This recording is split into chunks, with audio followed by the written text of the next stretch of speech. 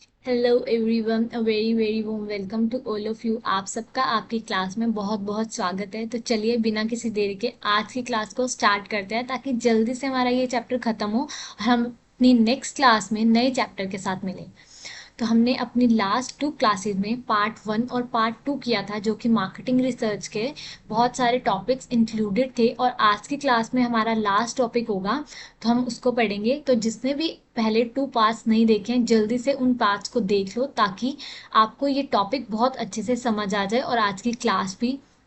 और जो भी इस चैनल पे नया है तो प्लीज़ सब्सक्राइब कर दो और शेयर कर दो ताकि सारे स्टूडेंट्स इस क्लास का फ़ायदा ले सकें। तो चलिए जल्दी से हमारी क्लास स्टार्ट करते हैं आज की।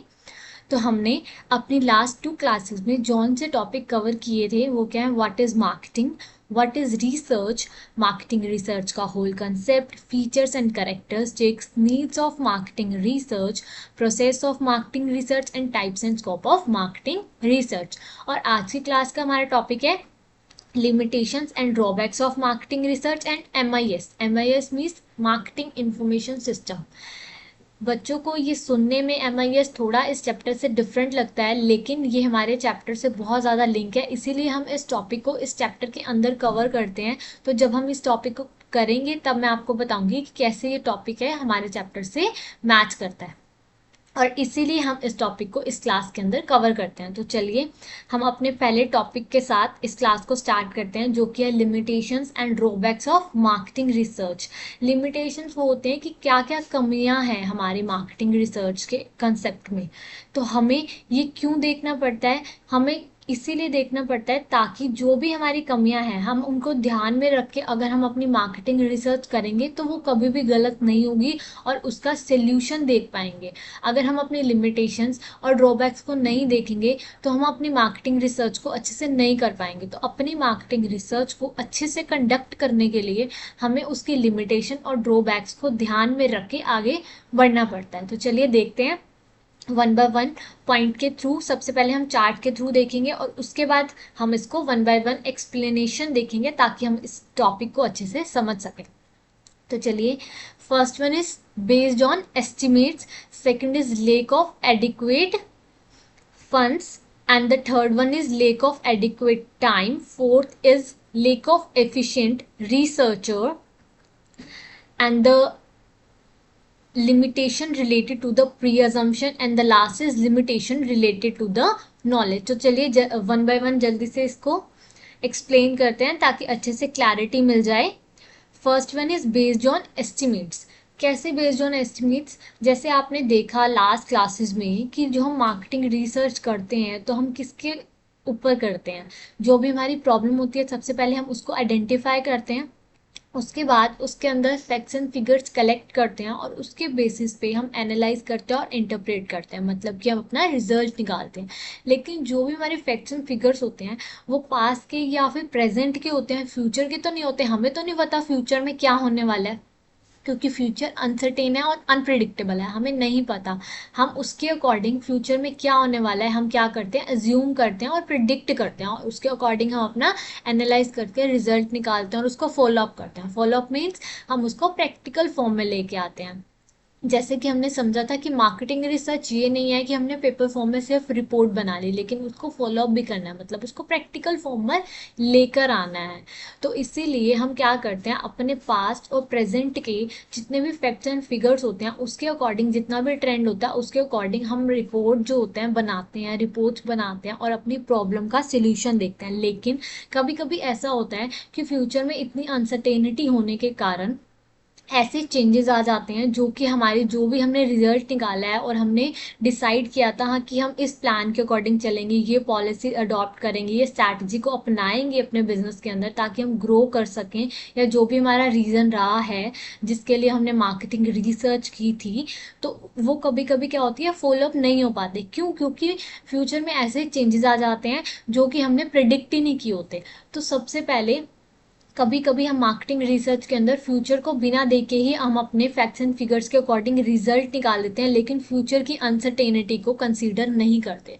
तो हमें क्या करना चाहिए, फ्यूचर की जितनी भी अनसर्टेनिटी और अनप्रिडिक्टेबिलिटी है उसको ध्यान में रख के अपनी मार्केटिंग रिसर्च करनी चाहिए और एनालाइज करके डाटा, फैक्ट्स एंड फिगर्स को, ट्रेंड को देख के फ्यूचर को सब कुछ देख के फ्यूचर में क्या होने वाला है, क्या गवर्नमेंट चेंजेस आ सकती है, क्या पॉलिसीज आ सकती है, और भी कितने ऐसी सिचुएशन है जो आ सकती हैं, उन सबको देखते हुए अपनी मार्केटिंग रिसर्च करनी चाहिए, उसका रिजल्ट निकालना चाहिए और उसको फॉलो अप करना चाहिए, ताकि ये जो सिचुएशन है हमें हार्म ना कर पाए और हमारे बिजनेस को भी। तो चलिए, marketing research is based on the estimates. These estimates are made for the future but the future is uncertain. The estimates become यूजेस due to the changing condition. वही चेंजिंग कंडीशन के कारण जो भी अनसर्टेनिटी और अनप्रडिक्टेबिलिटी थी future के कारण, तो उन सबको ध्यान में रखकर ही हमें अपने एस्टिमेट्स को करना चाहिए। हमें एस्टिमेट करना चाहिए कि क्या फ्यूचर में होने वाला है, तो उसके अकॉर्डिंग ही हमें क्या करनी चाहिए, अपनी मार्केट रिसर्च करनी चाहिए। नेक्स्ट क्या है, लेक ऑफ एडिक्वेट फंड, कि हमें हमारे पास एडिक्वेट फंड होना चाहिए। ऐसा नहीं होना चाहिए कि हमारे पास फंड ही नहीं है और हम मार्केटिंग रिसर्च करने चले गए, ऐसा कभी नहीं होता है। इसके लिए बहुत ज़्यादा फंड की रिक्वायरमेंट होती है, तो हमें सबसे पहले ये ध्यान रखना चाहिए और हमें इसके अलग से रिजर्व भी बनाना चाहिए कंपनीज में कि हमें मार्केटिंग रिसर्च करनी है। अगर हमें कोई प्रॉब्लम आती है तो उसके लिए हमें मार्केटिंग रिसर्च करनी पड़ेगी फ्यूचर में, तो उसके लिए हमें क्या होना चाहिए, हमारे पास फंड्स होने चाहिए। जैसे कि आपने देखा था कि कभी कभी हम अपना जो बिजनेस है स्मॉल लेवल या फिर मिडिल लेवल पे करते हैं, लोग बड़े लेवल पे नहीं करते हैं, तो फिर हमारे पास हमारा एक खुद का डिपार्टमेंट नहीं होता है जो मार्केटिंग रिसर्च करेगा, और कभी कभी हमें बाहर से एम्प्लॉयज़ भी हायर करने पड़ते हैं उसके लिए, या फिर जो कंपनी हमें सर्विसेज प्रोवाइड कराती है मार्केटिंग रिसर्च से रिलेटेड या फिर मार्केटिंग इन्फॉर्मेशन से रिलेटेड जो हमें चाहिए होती है, तो उनकी हम हेल्प लेते हैं।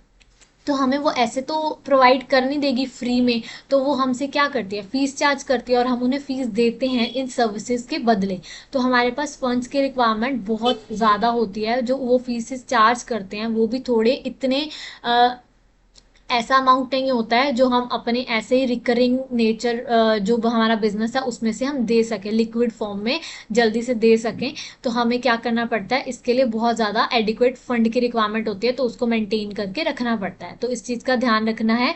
Adequate funds are required for the marketing research. Research can not be completed if the funds are not available. There should be a sufficient fund for the planning, collecting of data, preparing of reports, etc. for the research. वही planning के लिए, data को collect करने के लिए और reports को prepare करने के लिए, इन सब के लिए हमें क्या करना पड़ता है, एडिक्वेट फंड की रिक्वायरमेंट होती है। तो इस पॉइंट को हमें ध्यान में रखना चाहिए मार्केटिंग रिसर्च करने से पहले, ताकि ये सिचुएशन हमें मुश्किल में ना डाल दे। Third one is lack of adequate time. Time को कैसे मैनेज करना है, कि हमारे पास टाइम ही नहीं है। ऐसा तो नहीं है ना कि ये बहुत छोटा सा काम है और जल्दी से हो जाएगा, तो इसके लिए हमें अलग से टाइम निकालना पड़ता है बिजनेस की सारी एक्टिविटीज से अलग। बाकी सबके लिए टाइम एक अलग पार्ट हो गया, और इस काम के लिए, जो हमारा वर्क के लिए, मार्केटिंग रिसर्च के लिए हमारे पास एक एडिक्वेट टाइम, सफिशिएंट टाइम होना चाहिए। ये नहीं है कि जल्दी जल्दी में कर लिया और काम खत्म हो गया, ऐसा नहीं होना चाहिए। Adequate time is required for the marketing research. If adequate time is not available to the researcher, then he can not follow the process of marketing research. Due to this, the fair result cannot be achieved through the research. वही कि अगर हमारे पास adequate time ही नहीं होगा, तो हमने जो last class में प्रोसेस पढ़ी थी मार्केटिंग रिसर्च की पूरी, कि हम एनालाइज करते हैं सबसे पहले हमें क्या प्रॉब्लम आ रही है, उसको आइडेंटिफाई करते हैं, उसके बाद हम अपनी सिचुएशन को देखते हैं कि क्या क्या सिचुएशन है, इंटरनल एक्सटर्नल, उसके बाद हम डाटा कलेक्ट करते हैं, जो भी स्टेप्स किए थे हमने सारे के सारे, उसके बाद हम इकट्ठा करते हैं डाटा को, उसके बाद एनालाइज करते हैं, उसके बाद इंटरप्रिटेशन रिजल्ट निकालते हैं और उसके बाद फॉलो अप भी करते हैं, उसको प्रैक्टिकल फॉर्म में भी लेके आते हैं। तो ये सारी इतनी बड़ी जो प्रोसेस हमने सीखी थी, उसके लिए टाइम चाहिए। अगर हम प्रोसेस को फॉलो नहीं करेंगे तो हम मार्केटिंग रिसर्च अच्छे से नहीं कर पाएंगे, और अगर हम नहीं करेंगे तो हमारा जो रिजल्ट आएगा वो भी सही नहीं होगा, और जो भी हमारी प्रॉब्लम थी वो भी सॉल्व नहीं होगी। तो इसके लिए हमें एडिक्वेट टाइम को देख कर ही मार्केटिंग रिसर्च करनी चाहिए, और ये पॉइंट ध्यान में रखना चाहिए उससे पहले, ताकि हमें ये प्रॉब्लम क्रिएट ना कर सके। Fourth one is lack of efficient researcher, मतलब कि अगर एफिशिएंसी ही नहीं होगी रिसर्चर में, ऐसा नहीं है कि जो आपके बाकी एम्प्लॉयज़ हैं कंपनी में, जो आपका बिजनेस चला रहे हैं, आपकी हेल्प कर रहे हैं बिजनेस चलाने में, जो आपके एम्प्लॉयज़ आपकी कंपनी में काम कर रहे हैं किसी भी पोजीशन में, वो एक मार्केटिंग रिसर्च नहीं कर सकते अगर उनको नॉलेज या फिर स्किल नहीं है इस चीज़ की कि हम कैसे करते हैं। जो आपके बाकी एम्प्लॉयज़ हैं वो आपके बाकी काम के लिए, ऐसा नहीं है कि आप उन्हीं एम्प्लॉय से मार्केटिंग रिसर्च करा लोगे, आपको उसके लिए अलग से डिपार्टमेंट बनाना पड़ेगा। अगर आप अलग से डिपार्टमेंट नहीं बना सकते तो आपको जो भी कंपनी मार्केटिंग रिसर्च की सर्विसेज प्रोवाइड कराती हैं उनके थ्रू आपको क्या लेनी पड़ती है, सर्विसेज लेनी पड़ती है और फीस देनी पड़ती है, जो वो अपनी फीस चार्ज करते हैं। तो इसके लिए क्या हमारे पास लेक ऑफ एफिशिएंट रिसर्चर, ये हमारे को प्रॉब्लम क्रिएट करते हैं। तो हमारे पास एफिशिएंट रिसर्चर होने चाहिए, नहीं तो हमें सर्विसेज लेनी पड़ती है। तो इस पॉइंट को ध्यान में रखना चाहिए। मार्केटिंग रिसर्च करने से पहले the success of any researcher rely on the efficiency of a researcher. If the researcher is not skilled and experienced, then research become difficult and even impossible. वही जो अभी हमने समझा इस पॉइंट के लिए। Fifth is limitation related to pre assumption, मतलब कि अगर कई बार ऐसा होता है कि हम अपना काम भी कर रहे हैं ना, तो हम पहले ही एज्यूम कर लेते हैं कि इसका रिजल्ट तो ये निकलने वाला है, तो हम जो हमारे सामने जो सिचुएशंस आ रही होती है ना, उसको मोल्ड करके अपने अकॉर्डिंग ही देखने लग जाते हैं। तो हमें कभी भी कोई भी काम करने से पहले खुद से एज्यूम नहीं करना है कि ये रिजल्ट निकलने वाला है। तो इसीलिए ये पॉइंट को ध्यान में रखना पड़ता है मार्केटिंग रिसर्च करने से पहले भी, कि हमें कोई भी पहले से रिजल्ट निकाल के नहीं चलना है, अपने मन में अपने अकॉर्डिंग नहीं देखना है कि हाँ इसका तो यही रिजल्ट निकलने वाला है। फैक्ट्स एंड फिगर्स के अकॉर्डिंग ही हमें अपना रिजल्ट निकालना चाहिए। ऐसा नहीं है कि हमने मान लिया और वही आगे हमने बता दिया अपनी रिपोर्ट्स में कि ये ऐसा है। तो हमें क्या करना पड़ता है, इस पॉइंट को ध्यान में रखना पड़ता है। When the researcher make any assumption before doing the research, then he does his work on the basis of assumption only, मतलब फैक्ट्स एंड फिगर्स के अकॉर्डिंग नहीं देखता है। फिर अगर उसने पहले ही अज्यूम कर लिया है कि ये सिचुएशन आने वाली है और इसका तो यही रिजल्ट निकलेगा और कोई रिजल्ट हो ही नहीं सकता, तो फिर वो अपनी अजम्पशन के अकॉर्डिंग ही उनको सारे फैक्ट्स एंड फिगर दिखेंगे। वो उसमें वो ढूंढ नहीं पाएगा जो उसको ढूंढना है, जो उसको रिजल्ट निकालना है, जैसे उसको एनालाइज करना है प्रोसेस के अकॉर्डिंग। तो हमें कभी भी अपनी प्री अजम्पशन करके नहीं चलना होता। Next is limitation related to the knowledge, वही कि हमें लेक ऑफ नॉलेज नहीं होनी चाहिए। अगर कई बार ऐसा होता है कि हम बाहर की कंपनी से अपनी मार्केटिंग रिसर्च करवा रहे हैं या फिर हमें अपने ही एम्प्लॉय से करा रहे हैं, अपने डिपार्टमेंट जो हमने नया बनाया है इस काम के लिए, लेकिन कई बार होता है कि हम उसको अपनी जितनी भी बाकी फैक्ट्स एंड फिगर होते हैं, प्राइस से रिलेटेड, एडवर्टाइजिंग पॉलिसी से रिलेटेड, जो भी हम स्ट्रैटेजीज अपना रहे होते हैं बिजनेस को ग्रो करने के लिए, वो कभी कभी हम अपनी नॉलेज, जो जितने भी हमारे फैक्ट्स एंड फिगर्स हैं, जितनी भी हमारी इंफॉर्मेशन है, हम डाटा है, वो अपने अकॉर्डिंग दे देते हैं, लेकिन फुल इन्फॉर्मेशन नहीं प्रोवाइड कराते। जो लेक ऑफ इन्फॉर्मेशन है वो कभी कभी प्रॉब्लम क्रिएट कर देती है कि वो अच्छे से जान ही नहीं पाता कि हमारी कंपनी में चल क्या रहा है, हमें क्या प्रॉब्लम आ रही है। तो कभी भी ऐसा नहीं करना चाहिए। जितनी भी इन्फॉर्मेशन है सारी की सारी, चाहे वो प्राइस से रिलेटेड हो, प्रोडक्ट से रिलेटेड हो, कंज्यूमर से रिलेटेड हो, या फिर कौन से कंज्यूमर के सेक्शन को हम टारगेट कर रहे हैं, कौन से एरिया, वो सारी की सारी पॉलिसीज, स्ट्रेटेजीज, जितने भी मैथड्स हम यूज़ कर रहे हैं, हमें सारे के सारे क्या करना होता है, सारी इन्फॉर्मेशन उन्हें प्रोवाइड करानी होती है ताकि वो अच्छे से उसको एनालाइज कर सकें और रिजल्ट निकाल सकें। तो वही, due to the lack of sufficient information related to the product, price, distribution system, consumer behaviour etcetera, the task of research become very difficult. Research is not conducted to solve the problem. When a researcher does not have any knowledge about the problem, then he cannot provide the right conclusion. वही कि अगर उसके पास right knowledge होगी नहीं तो वो right conclusion नहीं निकाल सकता। तो ये सारे पॉइंट अभी हमने देखे हैं जिसको हमें रिसर्च करने से पहले हमें ध्यान में रखना पड़ता है, ताकि कोई भी सिचुएशन ऐसी ना आए या फिर कोई भी ऐसी चीज़ ना हो जो हमें रिसर्च करते टाइम फेस करनी पड़े। तो इससे हमें क्या समझा कंक्लूजन से, कि researcher should remove this major limitation for conducting an effective research, कि हमें रिसर्चर को कोई भी काम करने से पहले, रिसर्च करने से पहले इन सारे लिमिटेशंस को रिमूव करना पड़ेगा ताकि वो अच्छे से मार्केटिंग रिसर्च को कर सके।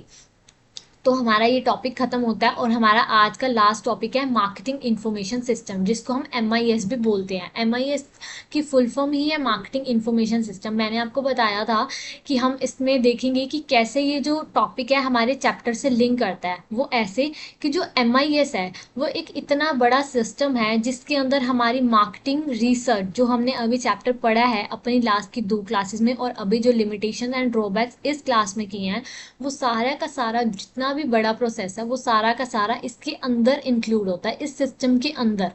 तो इसीलिए ये टॉपिक हमारे चैप्टर से रिलेटेड है और हम इसको इस चैप्टर में ही कवर करते हैं। और ये बहुत इंपॉर्टेंट और रेलेवेंट टॉपिक है जो कि आपके एग्जाम में आता ही आता है, चाहे वो 4 मार्क्स में आए या फिर लॉन्ग क्वेश्चन में।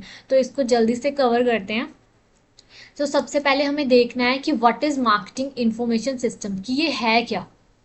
तो चलिए समझते हैं।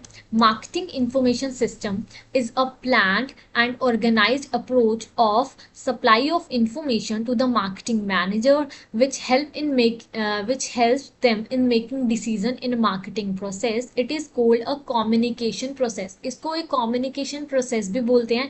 Collection, analysis, interpretation of a marketing research is done in it. Analysis and presentation of information are done for determination of the process and the methods in regulating a marketing decisions. Marketing research is a part of it, कि marketing research इसका part है। वही कि इसके अंदर हम क्या करते हैं, प्लान करते हैं और ऑर्गेनाइज करते हैं।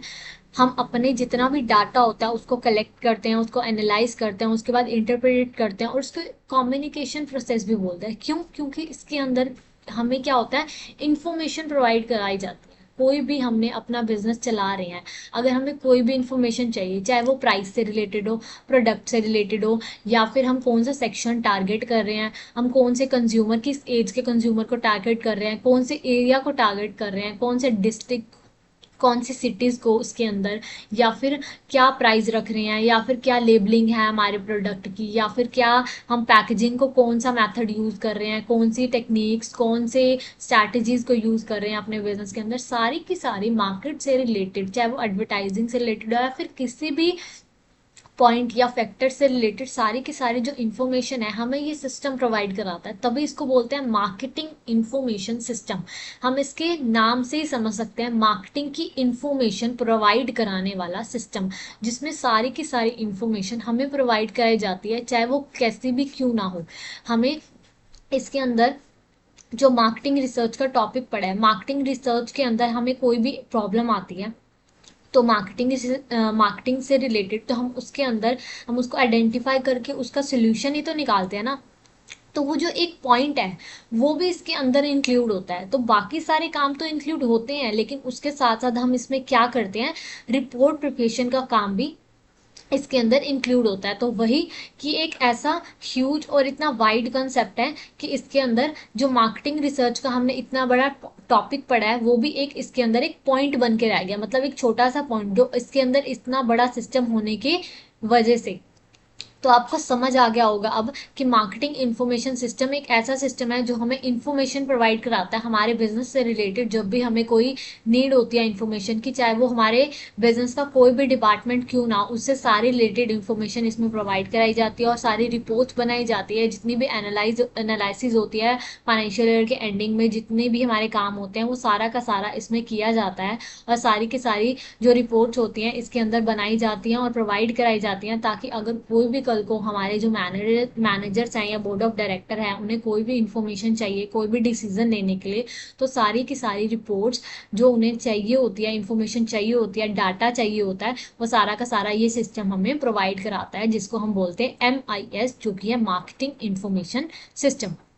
तो इसके अंदर ही कुछ इसके फीचर्स हैं जिसको हम देख लेते हैं और उसके बाद हमारा ये टॉपिक कवर हो जाएगा। इसमें ज़्यादा कुछ नहीं है, लेकिन जितना भी है वो सारा का सारा यही है जो आज की क्लास में हम पढ़ेंगे। तो उसके अंदर है हमारे कैरेक्टरिस्टिक्स एंड फीचर, इसको हम एक बार चार्ट के थ्रू देखते हैं और उसके बाद हम इसको एक्सप्लेनेशन में देखेंगे। एक होता है ये फ्यूचरिस्टिक, मतलब फ्यूचर के लिए एक कॉन्टिन्यूस प्रोसेस होती है, डिसीजन सपोर्ट सिस्टम होता है हमारा, और नेक्स्ट इज वाइड स्कोप, बहुत बड़ा स्कोप है।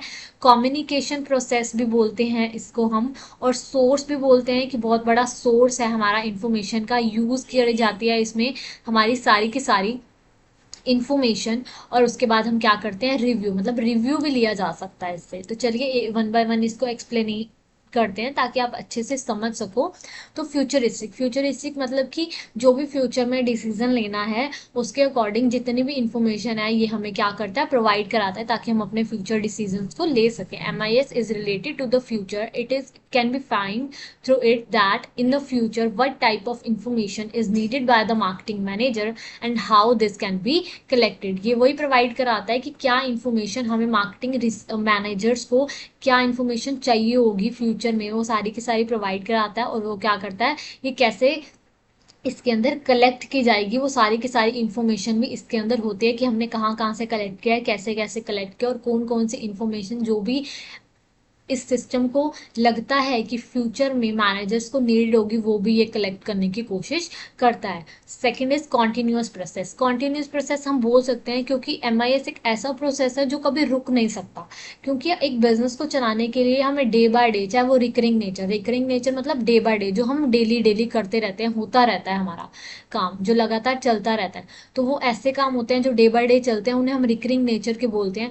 तो हमें सारी की सारी इन्फॉर्मेशन, हम दिन में कोई भी काम करें उसके लिए हमें इन्फॉर्मेशन तो चाहिए होगी हर डिपार्टमेंट को। तो सभी के सभी डिपार्टमेंट को जितनी भी इन्फॉर्मेशन प्रोवाइड कराई जाती है वो MIS के थ्रू ही कराई जाती है, जो ये सिस्टम है। तो इसलिए एक ऐसा कॉन्टिन्यूस प्रोसेस है जो कभी खत्म नहीं होता, क्योंकि हमें इन्फॉर्मेशन की नीड हमेशा पड़ती रहती है। It is a continuous process because marketing manager needs various information for the firm time to time।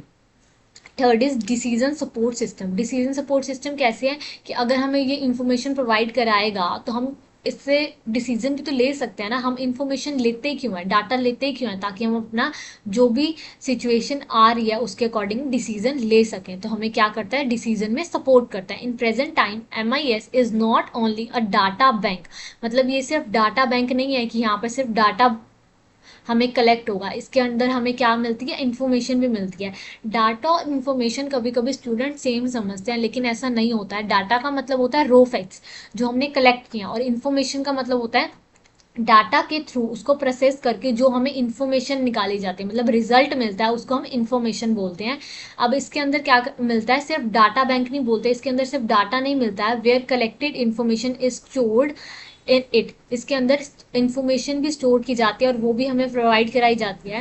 Rather basic function of the system is collection of a data, their evolution will help the managers in making decision, therefore it is called decision support system. कि हम data को collect करके इसके अंदर process करके हम क्या करते हैं, इवेल्युएशन करके इंफॉर्मेशन निकालते हैं और इंफॉर्मेशन मैनेजर्स को प्रोवाइड कराई जाती है, इसीलिए इसको क्या बोला जाता है, एक डिसीजन सपोर्ट सिस्टम भी बोला जाता है। Next is sources. सोर्सेज में क्या आता है, MIS collect the information from external and internal sources because both type of information are necessary for the marketing managers. वही कि इसके अंदर जितने भी इंटरनल सोर्सेज हो सकते हैं जो भी हमारे बिजनेस से रिलेटेड है, या फिर बिजनेस की फाइनेंशियल स्टेटमेंट होगी, जो प्रॉफिट एंड लॉस ट्रेडिंग जितना भी हो गया, बैलेंस शीट से रिलेटेड जितनी भी इंफॉर्मेशन है, सारे के सारे अकाउंट्स तो हैं ही, वो सारी इन्फॉर्मेशन तो प्रोवाइड कराई जाती है। उससे जो रिजल्ट निकलता है कि हमारे बिजनेस के क्या ट्रेंड चल रहे हैं, वो ग्रो कर रहा है, स्टेबल है, या फिर डिक्लाइन जा रहा है, या कुछ भी इससे रिलेटेड जो भी हमारी इन्फॉर्मेशन है। और साथ ही साथ एक्सटर्नल जो हमारे कस्टमर से रिलेटेड हो गया, सप्लायर से हो गया, जितने भी हमारे एक्सटर्नल फैक्टर्स होते हैं उन सबसे रिलेटेड इन्फॉर्मेशन भी इसके अंदर प्रोवाइड कराई जाती है, और इसके अंदर क्या होता है, कलेक्ट किया जाता है data. Next is wide scope. Wide scope तो आपको पता चल ही गया है कि जो हमने मार्केटिंग रिसर्च पढ़ी है वो भी एक पार्ट हो गया, और बाकी काम भी इसके अंदर किए जाते हैं जो कि उसमें इंक्लूड होता है। It includes many activity like internal record system, marketing decision support system and marketing research etcetera.